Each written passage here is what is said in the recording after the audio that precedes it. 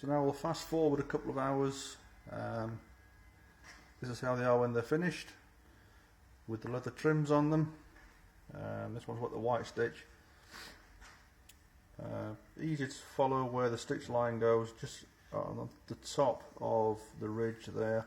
Get that on first. Don't try and do the whole piece in one go, just get that piece on first and then slowly build up the back in sections. This is a separate section, the front's a separate section. Do them in stages, leave a bit of time between them to set. Same with the other top piece and the grab handle. And because the grab handle is a full wrap, just to reiterate, make sure you've got your bolts already in place before you put the stitch on, otherwise you'll end up with no way of getting them in. On the back, on these sections here, this is where it fits onto the dashboard, so you can fold those over, glue them in place on the two sections either side, top and bottom. In the middle bit here, you do have to cut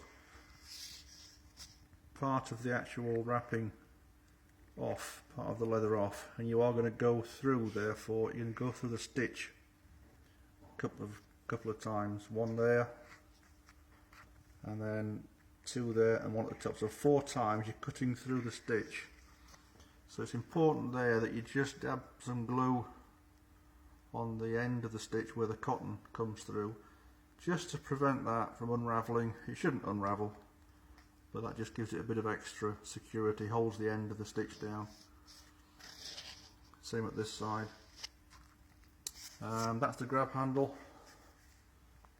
Goes in that way on, and the grab handles do go on. They're fairly tight fit, but when you got the leather on, you've got an extra couple of millimeters either side, so it makes them even tighter to get on. They are a bit awkward to get on sometimes, but the trick is to knock that end down. Make sure that the ends here are as tight as you can get them, as flat as you can get them, because you are obviously coming out a couple of mil either side bigger than the actual handle, and it makes them a little bit awkward to get on if you don't keep these ends tight down. So what we often do there is wait for it to dry and then knock that down with a hammer or something flat, just to try and take out as much as you can and keep it as smooth as you can.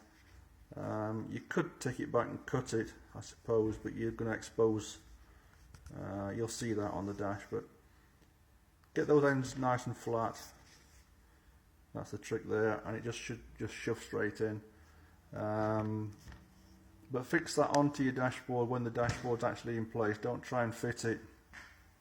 I've got a few dashboards over there waiting to go out. Don't try and fit them onto the dash before it's actually in the Defender, otherwise it won't go on at all, even without the trim on, because it's designed to spread. Once you get the top bolts on, that will go on much easier, so don't try and force it on. Wait till the actual dashboard's in place. So that's the 3 leather pieces done. Use something like that, impact adhesive. We find that to be the best. We've tried all sorts of different things. We've tried spray adhesive, which is okay, works alright, but once it's been on a few months and you get really hot summers, because these are close to the window, when they're coming through the windscreen, the heat hits the back of this quite intensely, and with the spray adhesive we find that sometimes it can lift and start to bubble up, whereas the contact adhesive, once it's on, it's pretty much down for good. So that's those. Hope that helps.